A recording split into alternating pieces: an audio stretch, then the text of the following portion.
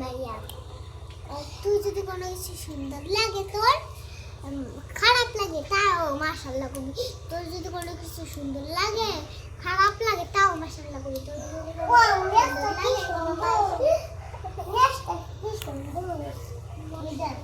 মাশাআল্লাহ মাশাআল্লাহ আলহামদুলিল্লাহ আলহামদুলিল্লাহ আর আর আর এমন ভাবে বলছিস আর আর আর হ্যাঁ হ্যাঁ আলহামদুলিল্লাহ লা লাইক আল্লাহ আলহামদুলিল্লাহ